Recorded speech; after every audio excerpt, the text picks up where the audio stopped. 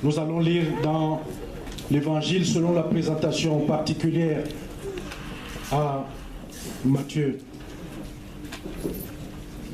au chapitre 25, du 14e verset au 30e verset.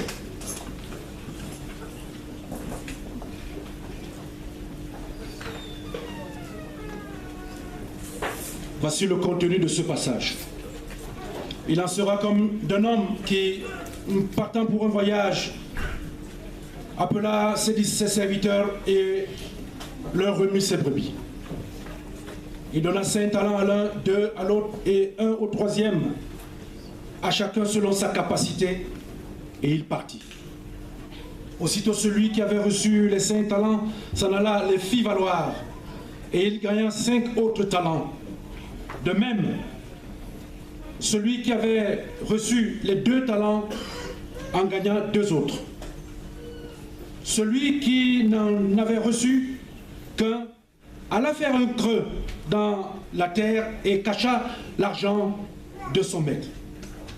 Longtemps après, le maître de ses serviteurs revint et leur fit rendre compte. Celui qui avait reçu les 5 talents s'approcha en apportant 5 autres talents, et il dit: Seigneur, tu m'as remis 5 talents, voici j'en ai gagné 5 autres. Son maître lui dit: c'est bien, bon et fidèle serviteur, tu as été fidèle en peu de choses, je te confierai beaucoup. Entre dans la joie de ton maître. Celui qui avait reçu les 2 talents s'approcha aussi et il dit: Seigneur, tu m'as remis 2 talents, voici j'en ai gagné 2 autres. Son maître lui dit: c'est bien, bon et fidèle serviteur, tu as été fidèle en peu de choses, je te confierai beaucoup, entre dans la joie de ton maître. Celui qui n'avait reçu qu'un talent s'approcha ensuite et il dit: Seigneur, je savais que tu es un homme dur, qui moissonne où tu n'as pas semé, et qui amasse où tu n'as pas vanné. J'ai eu peur et je suis allé cacher ton talent dans la terre. Voici, prends ce qui est à toi. Son maître lui répondit: serviteur méchant et paresseux, tu savais que je moissonne où je n'ai pas semé et que j'amasse où je n'ai pas vanné. Il te fallait donc remettre mon argent au banquier, et à mon retour, j'aurais retiré ce qui est à moi avec un intérêt. Dans cette parabole, les talents, le maître qui part en voyage, c'est Jésus. Les serviteurs, ce sont tous les enfants de Dieu. Avant de partir de cette terre, Jésus a laissé un exemple en lavant les pieds de ses disciples. Il s'est courbé, Jésus. Il s'est courbé, il s'est assis. Il a pris les pieds de ses disciples et il s'est mis à laver ses pieds. Vous savez, c'est une digression que je fais. Vous savez comment sont nos pieds. Nous faisons tout en haut pour embellir nos visages, mais les pieds, on les oublie. On les oublie dans les chaussures, dans les chaussettes. On oublie parfois de laver. Parfois, quand on enlève même les chaussettes, c'est grave. Mais imaginez-vous le Seigneur Jésus ne tenant aucune considération de tout ce que je viens de citer de négatif, il se met à laver les pieds des personnes qui ne sont même pas ses frères ni des sœurs de famille, mais il se met à laver les pieds. Cet exemple, c'est un enseignement pour les disciples. Vous devez être des serviteurs avant tout. Je vous répète, nous devons être des serviteurs avant toute chose. Vous savez, moi, je me lave les mains. Je ne fais pas du ponce pilatisme parce que c'est une responsabilité que de donner la possibilité à des gens de s'inscrire comme responsables dans l'église. Chacun doit être responsable. Ce ne sera pas le pasteur Chong, moi, Le Seigneur dit consacre, je consacre. Parce que l'église ne m'appartient pas.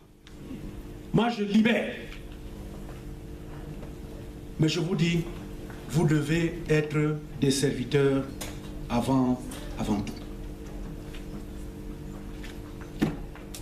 L'apôtre Paul, dans 1 Thessaloniciens, il dit, vous vous êtes convertis à Dieu pour servir le Dieu vivant et vrai. Et pour attendre des cieux son Fils. Comme enfants de Dieu, deux pensées principales doivent dominer dans nos vies. Servir Dieu et attendre son Fils. Cette parabole nous montre l'importance de cette attitude chrétienne. Un serviteur est à la disposition de son maître et un serviteur est appelé à travailler.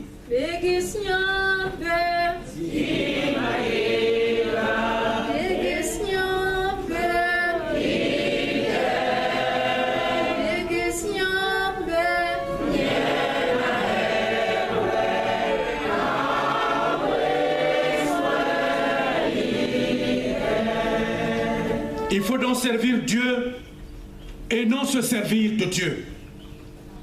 Ce qui est aujourd'hui est la maladie dans nos églises. On se sert de Dieu, en toutes circonstances on brandit, mais on ne sert pas Dieu. Alors, dans tous les enseignements, je vous ai rappelé que personne ne peut mentir Dieu. Tous les actes qui sont posés sont vus par le Seigneur. Vous pouvez tromper la vigilance humaine, mais jamais celle de Dieu. Je dirais, s'il fallait paraphraser, qu'il faut servir sa famille et non se servir de sa famille. Aujourd'hui, toutes les frontières sont franchies. Les frontières de la morale. Il faut servir son église et sa paroisse, et non se servir de son église et de sa paroisse. Et encore moins, se servir dans son église et dans sa paroisse. Tous les jours, le véritable chrétien doit se poser des questions. Quel est le travail que Dieu a préparé pour moi? Un malade à visiter? Et il y en a. Et je le dis que nous avons des frères dans la foi qui sont dans les hôpitaux mais oubliés. Mais nous continuons toujours à dire que nous sommes, alors qu'ils se meurent et qu'on les a oubliés. Un malade à visiter, il y en a et il y en aura toujours. Une parole de réconfort, un temps de prière pour des besoins dans l'œuvre de Dieu, un don d'argent pour l'œuvre de Dieu, un service matériel à rendre à l'église. Ceux qui ne peuvent pas venir à l'église doivent soutenir l'église. Dieu vous donne de l'argent pour que vous souteniez l'église.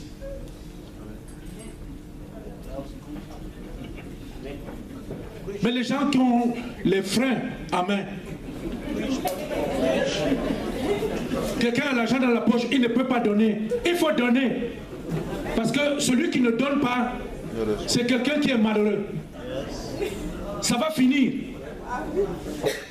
Ce que tu gardes dans ta poche là, ça va finir. Et tu vas encore dire que tu attends que Dieu te donne. Mais toi tu ne lui donnes pas.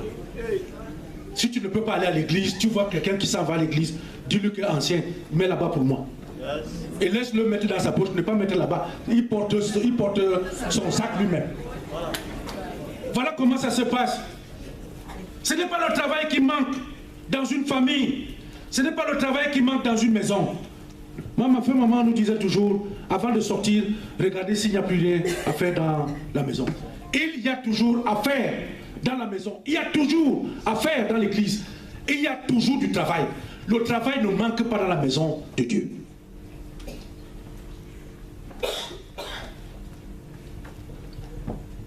Mais s'il y a du travail, il faut des gens qui se rendent disponibles pour le travail. Il faut se rendre disponible. Aujourd'hui, la remarque, en Île-de-France, en Europe, les temples se vident. Les chrétiens d'hier ne le sont plus aujourd'hui. les excuses les plus fantastiques sont évoquées pour ne pas aller au culte dimanche. Dans toutes nos paroisses, ça se vide. Chaque dimanche matin, c'est à ce moment que quelqu'un trouve le moyen de dire que quelque chose lui est arrivé qui fait en sorte qu'il ne puisse pas aller à l'église. On prépare le culte du dimanche à la sortie du culte du dimanche. Les prédicateurs qui préparent les prédications en venant dans le train, dans le métro, avec les WhatsApp, les trucs qui font rire et tout ça. Et on vient dire que c'est la parole de Dieu. Ce n'est pas la parole de Dieu. Et on ne pourra pas faire retour en arrière s'il n'y a pas une véritable métanoïa. Il y a toujours du travail dans la maison du Seigneur. Rendons-nous disponibles pour servir.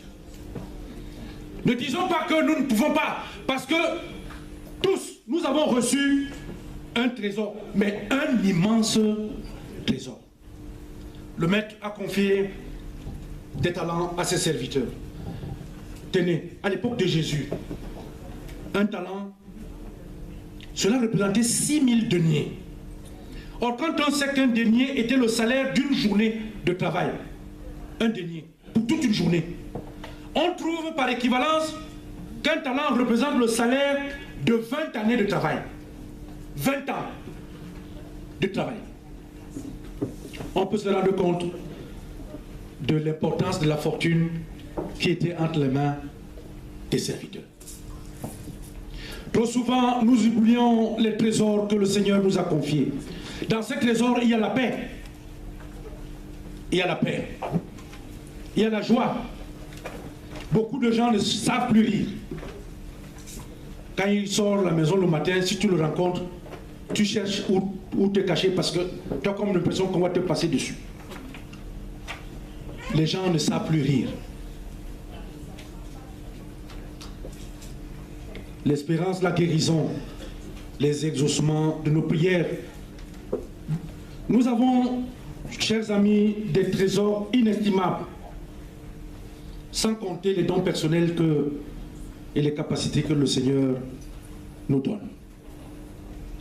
Et pourtant, vous avez suivi à la lecture tout à l'heure, quel a été le don du dernier serviteur? Un don dur.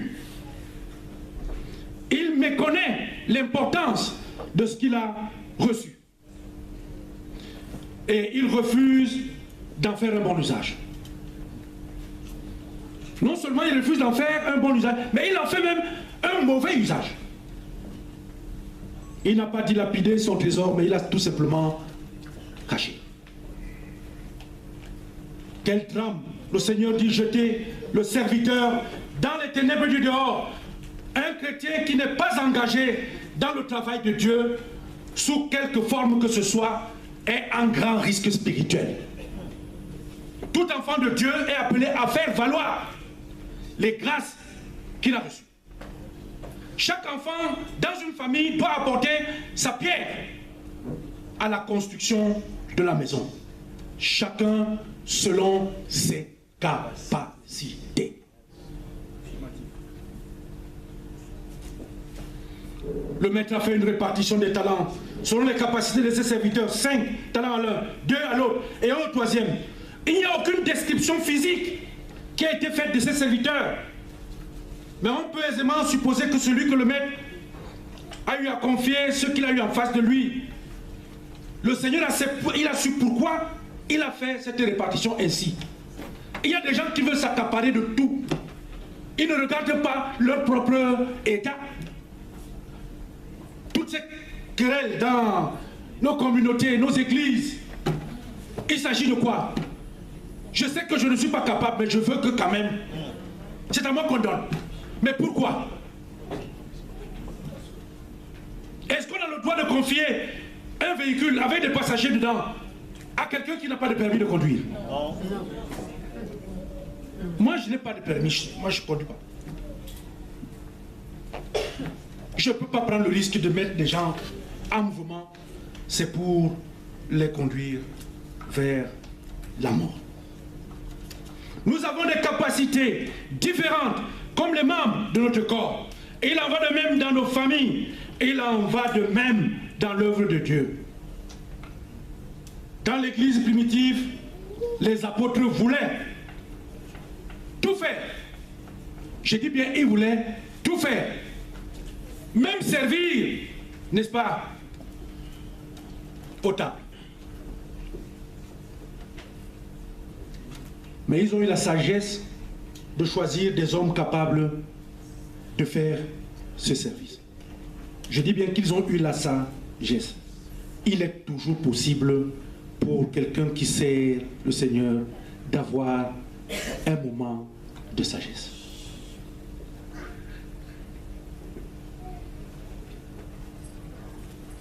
Servir, il n'y a rien de dégradant dans cela. Moi je dis aujourd'hui, je ne dis pas que vous qui êtes là, mais j'ai vu des personnes anciennes d'église que quand il arrive, il dit vous pouvez faire ma chaise là, où est-ce que je m'assois là, va m'amener ceci, non. Un ancien est aussi un serviteur. Mais s'il vous plaît, ne prenez pas les diacres et les chrétiens comme quand vous allez arriver, vous faites ça, vous avez joué. Vous avez joué. L'humilité. Un pasteur, vieux pasteur disait même l'humilité humiliante. Même si ce rapport tautologique n'a même pas... Mais il a quand même dit.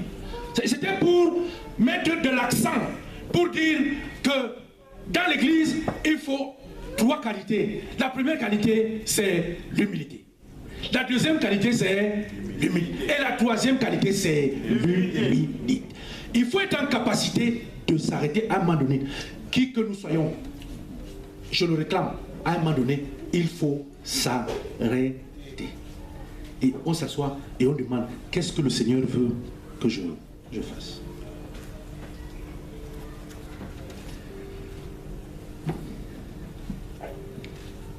Moi j'ai vu des diacres ici, il y a une qui n'est pas là. Je l'aimais comme ça depuis l'an 2000, je l'avais connue à 25 rue Blanche, quand elle chantait avec Jacqueline. Elle est diacre, très bonne diacre. J'aime bien la voir et je dis merci au Seigneur pour toutes ces personnes. Je vois encore Victorine, elle est quelque part. Les gens qui sont toujours là, toujours au service. Est-ce qu'elles sont mortes? Elles ne sont pas mortes. Elles sont diacres, mais elles ne sont jamais... Il n'y a pas de... Je crois que quand je vais arriver à mon... Quand je vais cesser d'être pasteur, je vais demander à devenir diacre. Pas ancien.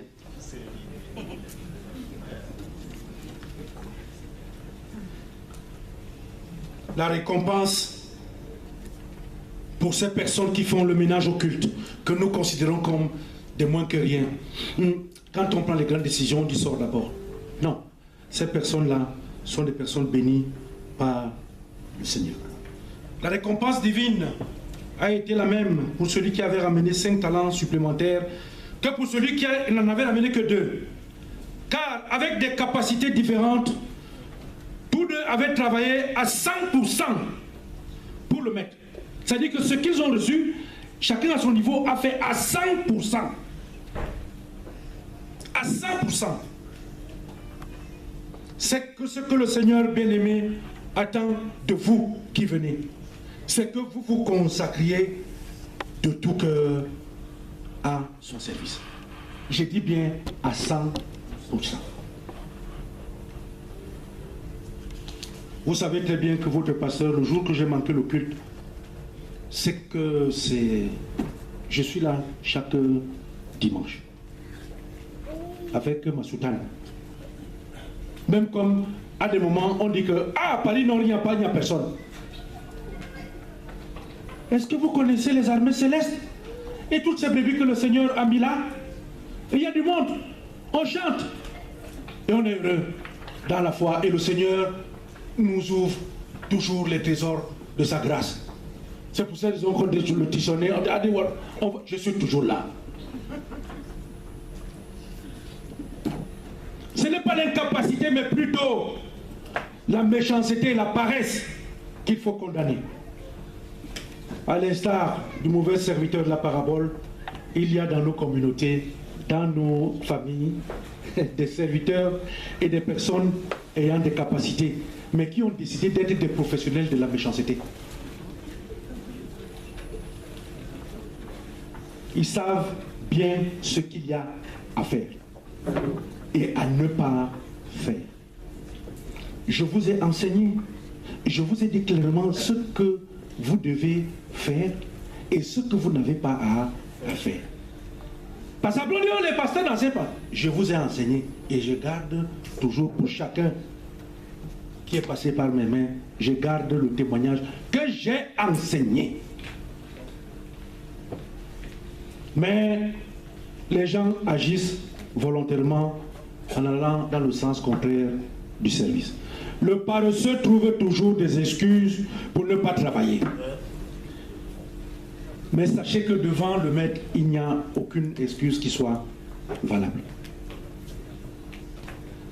Dieu attend de nous, comme de vous, trois choses. La première, c'est que nous ayons un esprit de service. L'esprit de service. Quel que soit le travail que nous faisons, il n'y a pas de chef ou de vedette dans le service de Dieu. Ça ne vaut pas la peine. Ceux qui veulent bousculer les autres, le moment venu, vous-même, vous allez être effacés. On ne saura même plus que vous avez existé. Que nous servions, la deuxième chose, dans la bonté. C'est-à-dire dans l'amour du prochain et dans l'amour de Dieu. Le service ne recherche pas des remerciements. Parce qu'il y a des gens que quand il fait, il veut qu'on dise « Ah, tu as bien fait! Oh, oh !» Bon, toujours qu'on a... Non. Quand on sert, on ne s'attend pas à ça. C'est pas ça. Le service se fait dans l'amour sans critique, sans objection, mais avec joie. La dernière chose, le Seigneur voudrait que nous soyons des serviteurs fidèles. Un serviteur fidèle, c'est celui qui est régulier dans son travail, respectueux des instructions qui entourent son service. Il ne travaille pas seulement quand il en a envie, ou quand cela lui plaît, ou comme cela l'enchante. Il doit aussi travailler en harmonie avec la parole de Dieu. Ne travaillons pas pour des causes douteuses. Ne mettons pas nos efforts pour des causes incertaines. Mettons-nous, vous qui venez, Paris souffle au niveau de la foi. Ça craint. À chaque fois qu'on consacre, la question est que, est-ce que c'est lui qui vient maintenant pour aider que les choses changent? Je vous invite à tout mettre en œuvre pour que la dernière parole soit pour vous bon et fidèle, pour vous soit bon et fidèle serviteur. Et pour nous autres, qu'est-ce que nous attendons pour que quelque chose change? Que le Seigneur lui-même bénisse ce partage. Amen.